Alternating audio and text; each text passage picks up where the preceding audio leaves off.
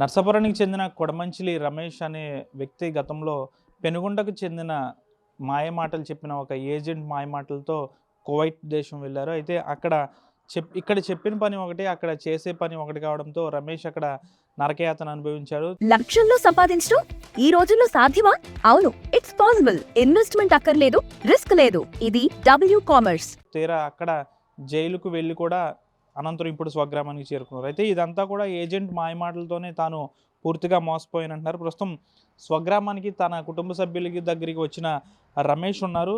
తన మాటల్లో నిన్నో అసలు గల్ఫ్ ఏజెంట్ మోసాలు ఏ విధంగా ఉంటాయి, అక్కడ తను ఏ విధంగా ఇబ్బందులు పడ్డాడని రమేష్ని అడిగి తెలుసుకుందాం. మీరు ఇంటికి తిరిగి వచ్చారు. గతంలో మేము ఆర్టీవీ ద్వారా కూడా ఈ కథనాన్ని ప్రచురించాము. అంటే మీరు ఏజెంట్ ఎలా మిమ్మల్ని మోసం చేశాడు, ఇక్కడ చెప్పిన పని ఏంటి, అక్కడ చేసింది ఏంటి? కంపెనీ అన్నారు. ముఖ్యంగా ఆర్టీవీకి ధన్యవాదాలు. ఏజెంట్ కంపెనీ అన్నాడు సార్. కంపెనీ అంటే కంపెనీ అని నా ఎక్స్పీరియన్స్ ఎంత అడిగాడు. ఏజెంట్ పేరేంటి ఎక్కడ? అతను షేక్ అబ్దుల్ ఆలిం, ఎక్కడ?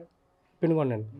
పెనుగొండ అయితే పెనుగొండ అతను ఏమన్నాడంటే ఫస్ట్ నీ ఎక్స్పీరియన్స్ ఏంటి అయ్యని అడిగాడు. నా లైసెన్స్ అన్నీ పాస్పోర్ట్ అవన్నీ పెట్టాను.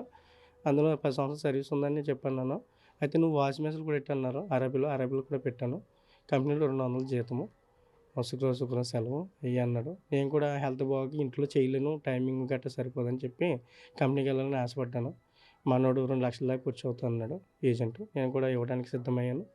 ఇచ్చిన దాకుండి అవతలకి పంపించిన దాకుండి అసలు ఫస్ట్లోనే నాకు అర్థమైంది. కొంచెం వీసా విషయంలోనూ నేను చాలా ఇబ్బందులు పడ్డాను. అది డబ్బులు వెనక్కును నువ్వు వెళ్తే నువ్వు తెలుస్తుంది. నాది పూచి, నా భార్య, నా బిడ్డలో దేవుడి సాక్షిగా నేను నీకు పూచి, నీకు ఎటువంటి ఇబ్బంది ఉండదు, షేక్ అయ్యి అని అన్నాడు. సర్లే తిరిగి డబ్బులు ఏమని అంటున్నాడు, తప్పదు వెళ్ళి చూద్దాం అసలు మనోడు ఇంతలా చెప్తున్నాడు కదా ఏజెంట్ అని చెప్పి నేను వెళ్ళడం జరిగింది. ఫస్ట్ నేను ఎయిర్పోర్ట్కి వెళ్ళిన కోటివాడు వచ్చాడు. కోటివాడు అతనితో నేను షాక్ తిన్నాను. ఇప్పుడు కంపెనీ అనేటప్పటికి ఒక మన ఇండియానో లేకపోతే వేరే కంట్రీ కూడా ఎవరికి ఒక మధ్యవర్తి వస్తాడు. ఈ కోటివాడు వచ్చినప్పుడు నేను షాక్ తిన్నాను. అక్కడి నుంచి వెళ్ళిపోతే మరి కరెక్ట్ కాదు. అతను కూడా ఏమంటాడంటే నువ్వు పూర్తిగా ఇంటికి వెళ్ళకుండా నువ్వు ఎలా చెప్తున్నావు, అతను కంపెనీ కదని చెప్పి నా అడ్డంగా మాట్లాడు ఏజెంట్. సరే కోటివాడు కూడా వెళ్ళాను. నేను కోటివాడు ఇంటికి తీసుకెళ్ళి ఆ నైట్ నన్ను దివాన్లో పడుకోబెట్టాడు. అప్పుడు నాకు అర్థమైంది నన్ను మోసం చేసాడు ఏజెంట్ అని. కన్నీటితో నేను దివాన్లోనే పడుకున్నాను. అప్పుడు తెల్లారి నన్ను కోటివాడు వచ్చి మెడికల్ తీసుకెళ్తే దారిలోనే చెప్పాడు, నాకు 5 ఫ్యామిలీలు, నా కుటుంబానికి ఎవరు ఏ పని చెప్పినా మా అందరికి పెళ్ళిళ్ళు అయినాయి, పిల్లలు ఉన్నారు, ఎవరేం చెప్పినా నోరు మూసుకొని పని చెయ్యి, ఎవరు కేకేసినా నేను చేయను అంటే కుదరదు అన్నట్టుగా నాకు అప్పుడే చెప్పేసి నాకు భాష వచ్చు కాబట్టి ఇంతకుముందు ఎక్కడెక్కడ చేసి ఉంటే అన్నీ అడిగాడు. నేను అన్ని వివరంగా చెప్పాను. అప్పుడు మెడికల్కి వెళ్ళి వచ్చిన తర్వాత వెంటనే నేను ఏజెంట్కి ఫోన్ చేశాను. ఏజెంట్ ఫోన్ చేస్తే ఫోన్ తీసి ఏంటి తమ్ముడు అన్నాడు. ఏంటి సార్ ఎలా చేశారు మీరు, ఏజెంట్ ఇలా అన్నారు, కంపెనీ అన్నారు, అది అన్నారు, ఇది అన్నారు, ఇక్కడ ఏం చదువు కోటివాడు ఇలా చేయమని అంటే నీకేం సంబంధం లేదు, కోటివాడికి నీకు సంబంధం లేదు, వేరే కోటివాడు వచ్చి తీసుకెళ్తాడు అన్నాడు. 3 రోజులు అలా గడిపి మళ్ళీ 3 రోజున అన్నాడు, నేను అడిగి 30,000 కట్టలేదు, 30,000 తక్కువ పెట్టానని చెప్పి నేను అక్కడ పెట్టాడు. ఆ కోటివాడు వచ్చి నేను తీసుకెళ్ళాలంటే నేను 30,000 కడితే కానీ నేను తీసుకెళ్ళను అన్నాడు. అంటే నేను అన్నాను మీరు కట్టేయండి, తర్వాత నేను వెళ్తాను, ఎందుకంటే ఇప్పటికే మీరు నన్ను మోసం చేసి నాకు అర్థమైంది, మీరు ఇలా చేయడం కరెక్ట్ కదని చెప్పంటే నువ్వు ఇస్తే నేను నా దగ్గర అయితే అద్దె రూపాయలేదు, ఎవరిని అడిగిన ఇవ్వట్లేదు, నువ్వు కట్టుకుంటే నేను మార్చగలుగుతాను, లేకపోతే వాడి దగ్గర చేసుకున్నాడు. సరే నేను మా భార్య చెప్తాను, మా భార్య పాపం పరిగెత్తిన వెళ్ళి బంగారం తాగిపెట్టి ఆ 30,000 అతను ఫోన్పే చేసింది. ఫోన్పే చేసి 4 రోజున ఫోన్పే చేసింది. ఫోన్పే చేసిన దాకా ఫోన్ తీయడం మానేశాడు 3 రోజులు. 3 రోజులు ఫోన్ తీయకపోతే నాకు అప్పుడు అర్థమైంది ఇతను మోసం చేశాడని చెప్పి అప్పుడు నేను కోటివాడితో వెళ్ళినప్పుడు అతను మసీదుకి వెళ్ళినప్పుడు పాస్పోర్ట్ తీసుకుని నా పాస్పోర్ట్ లైసెన్స్ తీసుకుని నేను డైరెక్ట్గా ఎంబీసీకి వెళ్ళిపోయాను. ఎంబీసీకి వెళ్ళిపోతే అప్పటికి చీకటడిపోయింది, ఇంకా ఎంబీసీ కూడా లేదు. ఆ రోజు మా చిన్నమ్మ దగ్గరికి వెళ్ళి మా చిన్నమ్మ దగ్గర అక్కడ వేరే డ్రైవర్ దగ్గర ఉండి తెల్లారి మళ్ళీ ఎంబీసీకి వెళ్తే ఆ ఎంబీసీలో ఏం జరిగిందమ్మంటే ఇలా జరిగింది మేడం అయ్యానంటే అప్పుడు వాళ్ళు కూడా పాపం అడిగి అన్నీ చూసారు. చూసిన దాకుండి మరి పేపర్లు లేవంటే పేపర్లు కోర్టు దగ్గర ఉన్నాయి మేడం, నేను పాస్పోర్ట్ తీసుకున్నాను లైసెన్స్ అంటే సరే అని చెక్ చేస్తే వాళ్ళు ఒకసారి వెళ్తే కానీ కంగారు పడకని చెప్పి చెక్ చేస్తే అందులో నా మీద నేను ఈ దొబ్బేసాను కేసు ఇట్టాడంట కోర్టు. మీరు 5 ఇళ్ళకి పని చేయాలన్నాడు కదా మీ షేక్, చేశారా? 5 ఫ్యామిలీలు సార్, ఒక ఇంట్లో ఉంటున్నారు, 5 ఫ్యామిలీలు ఉంటున్నారు. చేశాను సార్. 9 కార్లు సార్, 9 కార్లు అడిగాను.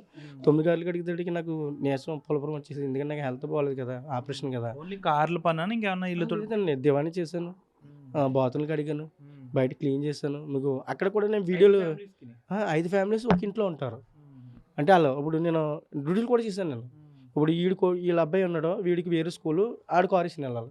మరి ఇంకొకటి అబ్బాయి ఉన్నాడు, మళ్ళీ మళ్ళీ ఆడు కొడుకు వాళ్ళ నాన్న కారేషన్ మళ్ళీ వేరే చోటుకి వెళ్ళాలి.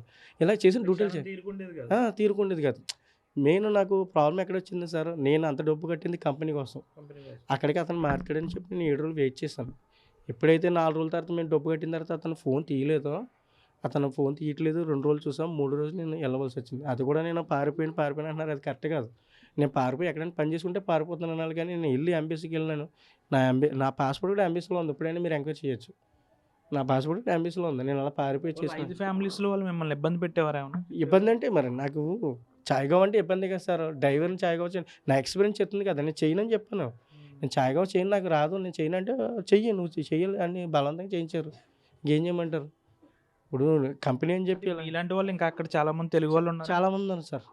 చాలామంది ఉన్నారు. నేను కనీసం జైల్లోకి వెళ్ళినప్పుడు కూడా జైల్లో అకామాలో కొడతామని చెప్పి 700 దినాలు తీసుకుని వాళ్ళకి అకామాలు కొట్టకుండా వాళ్ళని తీసుకొచ్చి పోలీసులు జైల్లో పడేయటం. అలాగే అకామా ఉండి కూడా జైల్లో పడేయటం జనాల్ని. మళ్ళీ నెక్స్ట్ వచ్చేసి అకామా కొట్టి కూడా 2 నెలలకి క్యాన్సిల్ చేసేయడం వల్ల పాపం వాళ్ళ పోలీసులు పట్టుకోవడం వాళ్ళకి తెలీదు. వాళ్ళ సివిల్ ఐడీలో ఎక్స్పైరీ డేట్స్ చూస్తారు తప్ప ఈడు అకామా క్యాన్సిల్ చేసిన విషయం వాళ్ళకి తెలీదు. పోలీసులు పట్టుకున్నప్పుడు ఆ సివిల్ ఐడీ మీద నెంబర్ కొడితే అందులో అకామా క్యాన్సిల్ అయిందని తెలుస్తుంది. అప్పుడు పోలీసులు ఎక్కించుకుని అందరూ అలాగే బాధ్యతలు ఎక్కువ పోలీసు మన జైల్లో ఉన్నారు సార్. చాలా మంది గల్ఫ్ వెళ్ళాలనుకుంటూ ఉంటారు. అలాంటి వాళ్ళకి ఏం చెప్తారు మీరు?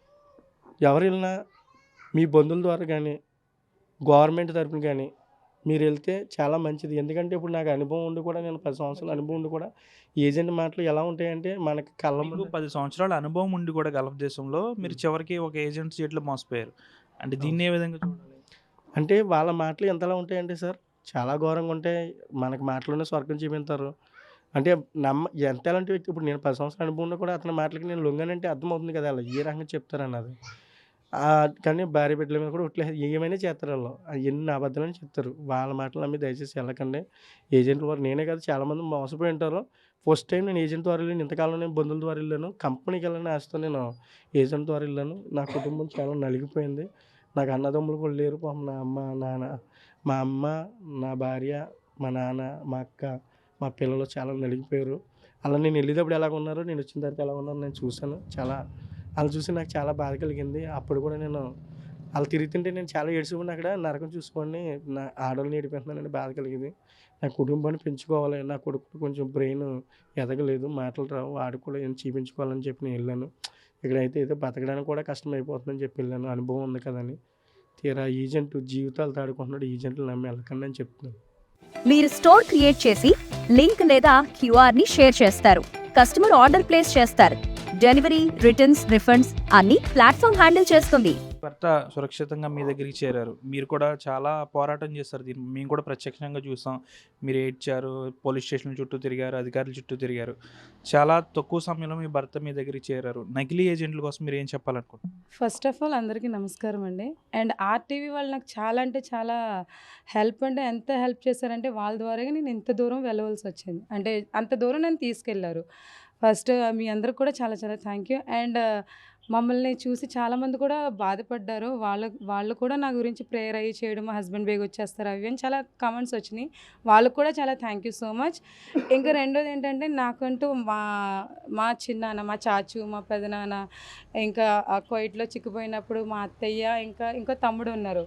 వాళ్ళందరూ హెల్ప్ చేశారు. అందరికీ ప్రతి ఒక్కరికి పేరు పేరున చాలా చాలా థ్యాంక్ యూ సో మచ్.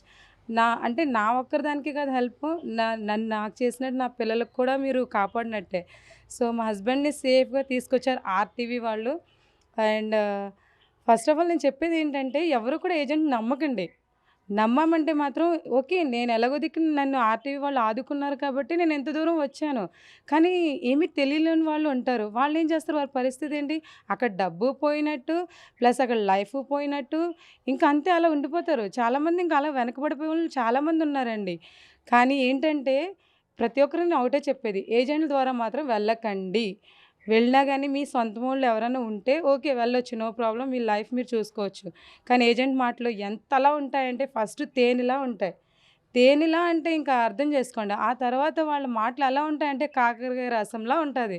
అంత కష్టపెట్టేస్తారు మనల్ని. సో ఫస్ట్ నేను చెప్పేది ఏంటంటే వెళ్ళకండి, కువైట్ కంట్రీకి వెళ్ళకండి. అక్కడ చాలా హీనంగా చూస్తున్నారు మన ఇండియా వాళ్ళని. కాదంటే ఇక్కడ మనకి గడవక అంత దూరం వెళ్ళవలసి వస్తుంది, కానీ పరిస్థితులు బాగాక వెళ్ళవలసి వస్తుంది. But okay. వచ్చిన తర్వాత ఏజెంట్‌కి ఫోన్ చేశారమ్మా మీరు? సార్ ఇది మేము చేసాం. ఏజెంట్కి మాత్రం చేస్తే నువ్వెక్కడున్నావు అయ్యని ఫస్ట్ మా హస్బెండ్ అడిగారు. అదంతా ఎందుకులే కానీ అన్న, మరి ఏంటి నా బతుకిలా అయిపోయింది, నన్ను ఎలా నువ్వు చేసేసా, నిన్ను నమ్ముకుని మేము వెళ్ళాము.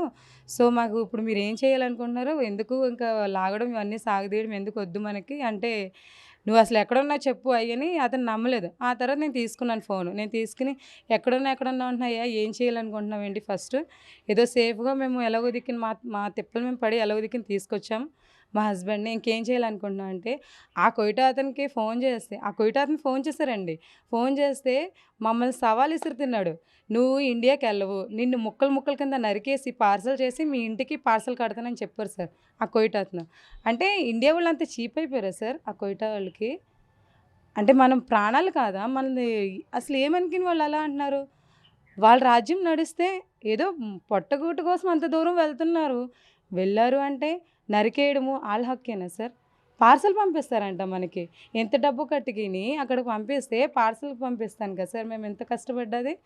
ఆ ఏజెంట్ ఏమంటున్నారు, మీరేం చేయలేరు ఏం చేయలేరు అని ఇప్పటికీ అదే మాట అంటున్నారు. కనీసం అమ్మ చెల్లమ్మ సరే అయిపోయింది ఏదో అయిపోయింది, ఇదంతా మనకొద్దు, మీకు ఏదో నష్టం జరిగిపోయింది సర్లే చూద్దాంలే మీ బాబుకి బాగోలేదు కదా అన్న కాంప్రమైజ్ అన్న మాట మాత్రం రాలేదు సార్. అస్సలు రాలేదు.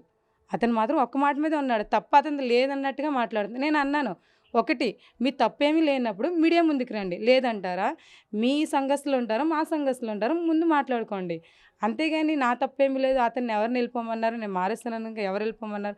మారుస్తానంటానికి కంపెనీలో పెట్టినప్పుడు కంపెనీలో నుంచి పారిపోతే అప్పుడు అడుగు. ఇంట్లో పెట్టా, ఇంట్లో ఒక సెకండ్ కూడా ఉండరు. ఎందుకు చేయాలి ఇంట్లో పని? అంత డబ్బు ఎందుకు కట్టాం మేము సార్? ఒకసారి చెప్పండి మీరే మామూలుగా. ఇప్పుడు కంపెనీ అని వెళ్ళినప్పుడు కంపెనీలో చూపించాలి మాకు, ఇంట్లో పెట్టారు, ఇంట్లో ఒక సెకండ్ ఉండరు. అయినా కానీ వెయిట్ చేశారు. అతను మారుస్తానన్న మాట బట్టే ఉన్నారు అక్కడ, వెయిట్ చేశారు. బట్ మార్చలేదు. మార్చకుండా నువ్వు ఎందుకు వెళ్ళిపోరు? అసలు ఉండవలసిన పని ఏంటి? ఇంట్లో మాకు పని ఏంటి? అయినా సరే చేశారు కదా అక్కడ చాకరీ. చేసిన తర్వాత కూడా నువ్వు ఎలా అడుగుతున్నావు మమ్మల్ని? నువ్వు ఇచ్చేసి అది చేసి నువ్వు అక్కడి నుంచి వెళ్ళిపో అది ఇది. అసలు కేవలం నీ వల్లే మా హస్బెండ్ 14 రోజులు జైలు శిక్ష అనుభవించారు. ఏ తప్పు చేయకుండా డబ్బు ఇచ్చి మేము జైలు శిక్ష అనుభవించుకున్నాం కదా. సో అది కువైట్ కంట్రీ వాళ్ళు అవ్వండి, వాళ్ళు మా హస్బెండ్ ఎంత శిక్ష చేశారే. ఇప్పుడు ఏజెంట్ పై మీరు కేసు పెట్టారా? అతను మీరు ఏం డిమాండ్ చేస్తున్నారు? మీరు కట్టిన డబ్బులన్నీ వెనక్కి ఇవ్వాలని కోరుకుంటున్నారా ఏంటి? ఎటువంటి చర్యలు తీసుకోవాలి సార్? ఫస్ట్ ఆఫ్ ఆల్ ఇలాంటి ఏజెంట్ ముందు తీసిపడండి సార్. వాళ్ళు రోడ్డు మీద తిరగడమే చాలా నష్టం సార్, వాళ్ళ భూమికి భారం. వాళ్ళని ఫస్ట్ తీసేసి ఫస్ట్ జైల్లో పెట్టండి సార్. ఎందుకనంటే నాలాంటి వాళ్ళు బోల్డ్ మంది ఏడుస్తున్నారు, గొల్లమని గోల సార్. ఇప్పుడు దేవుడి వల్ల ఆ దేవుడు మీ ఆర్టీవీ ప్రతి ఒక్క ప్రజల వల్ల మీ యొక్క ప్రేయర్ వాళ్ళందరి వల్ల మా హస్బెండ్ అయితే నాకు దగ్గరికి వచ్చారు. Okay, thank you. బట్ ముందుకు రాలేని వాళ్ళు ఉంటారు కదా సార్, మరి వాళ్ళ పరిస్థితి ఏంటి? సో ఇలాంటి చీడ పురుగులు రోడ్డు మీద ఉండకూడదు సార్. మా హస్బెండ్ ఏ తప్పు చేయకుండా ఆ కువైట్ కంట్రీ వాళ్ళు ఎంతలాగా మా హస్బెండ్ చేశారుగా, జైలు శిక్ష చేశారు. మరి మన ఆంధ్ర వాళ్ళు చేయలేరా సార్? మన ఇండియా వాళ్ళకి రూల్స్ లేవా సార్? ఉంటాయిగా మనకేనే. ఏజెంట్ మాత్రం 100% శిక్ష పడాలి సార్. ఈ మన డిపార్ట్మెంట్ వాళ్ళు మాత్రం వాళ్ళని వదలకూడదు సార్. పెద్ద పెద్ద రౌడీలనే పట్టేసుకున్నారు. ఆఫ్టర్ ఆల్ ఏజెంట్ ఎంత సార్ ఈ మన డిపార్ట్మెంట్ వాళ్ళకి? తలుచుకుంటే పట్టుకుంటారు సార్. పట్టుకోవాలి, శిక్షించాలి. మా హస్బెండ్ ఎన్ని రోజులు అక్కడ ఎంత బాధపడ్డాడు, ఎంతలా ఏడ్చాడో, ఏం చేశాడో ప్రతి ఒక్కటి నాకు తెలుసు సార్. ప్రతిరోజు ఏం చేశాడన్నది నాకు చెప్పారు. ప్రతి దానికి కూడా దానికి అంతకు మించి ఏజెంట్ని శిక్షించాలి సార్, శిక్షించాలి. మన గవర్నమెంట్, ఏపీ గవర్నమెంట్, మన సీఎం చంద్రబాబు నాయుడు గారు సార్, మీరు ఎలాగో దిక్కుని మీరు మాత్రం ఆ ఏజెంట్ పట్టుకోవాలి సార్. మీ దాకా ఈ న్యూస్ వెళ్ళాలి sir. And Nara Lokesh sir and Pawan Kalyan sir, మీరు మాత్రం మీ మీద నాకు ఫుల్ నమ్మకం సార్. ఇలాంటివన్నీ జరిగితే మీరు అసలు ఒప్పుకోరు సార్. అలాంటిది ఈ చెల్లమ్మకి ఎంత బాధ కలిగింది, ఎంత బాధ పెట్టినట్టు మీరు వదలకూడదు సార్, అస్సలు వదలకూడదు సార్. వాడికి మాత్రం ఎలాగో శిక్ష పడాలి సార్, పడాలి. ఇదే నేను కోరుకునేది, ఇంతకు మించి ఏమీ లేదు సార్. చాలా చాలా థ్యాంక్ యూ సార్. ఏదైతే రమేష్కు 2 కుమారులు ఉన్నారు. 2 కుమారులు పెద్ద కుమారుడు కాస్త మానసిక స్థితి సరిగా బాగోలేక దానికి సంబంధించి ఆ వ్యాధికి సంబంధించి చికిత్స కోసం కాస్త డబ్బులు అయ్యే అవకాశం ఉంది. దీనికి సంబంధించి గల్ఫ్ కంట్రీ వెళ్తే కాస్త ఆ అమౌంట్ అనేది సంపాదించాలని ఒక ఉద్దేశంతో రమేష్ కువైట్ వెళ్ళాడు నకిలీ ఏజెంట్ మోసంతో. అయితే అక్కడికి వెళ్ళిన తర్వాత దాదాపు ఆయన మాటలోనే ఉన్నాం, 5 కుటుంబాలకి చాకరీ చేయాల్సి వచ్చేది. కంపెనీలో పని అని చెప్పి ఇక్కడ ఏజెంట్, పెరుగుండకు చెందిన ఒక ఏజెంట్ తీసుకువెళ్తే తీరా చూస్తే అక్కడ 5 కుటుంబాలకు నేను చాకరీ చేసేవాడిని అంటూ కూడా తీవ్ర ఆందోళన వ్యక్తం చేస్తున్నాడు. ఏదైతే తనను మోసం చేసి లక్షలాది రూపాయలు తీసుకున్నాడో పెనుగొండకు చెందిన ఏజెంట్ను శిక్షించాలంటూ కూడా ఈ కుటుంబ సభ్యులు రమేష్తో పాటు తన భార్య, తన తల్లి కూడా కోరుతున్న పరిస్థితి. ఏదేమైనప్పటికీ కూడా అతి తక్కువ కాలంలోనే గల్ఫ్ దేశంలో కోర్టులో ఏమీ తప్పు చేయకుండా శిక్ష అనుభవించి స్వగ్రామానికి అయితే చేరుకున్నారు. తన భర్తకు న్యాయం చేయాలి, నకిలీ ఏజెంట్ను శిక్షించాలంటూ కూడా కుటుంబ సభ్యులు కోరుతున్నారు. వీరోజు శేఖర్తో మనోజ్, RTV నర్సాపురం నుంచి. హోమ్ మేకర్ అయినా, కంటెంట్ క్రియేటర్ అయినా, కిరాణా షాప్ ఓనర్ అయినా అందరికీ సమాన అవకాశం. భారతదేశం మొత్తం మీద దాదాపు 25,000 మందికి పైగా WCommerce తో స్టోర్స్ నడుపుతున్నారు. Visit www.wcommerce.store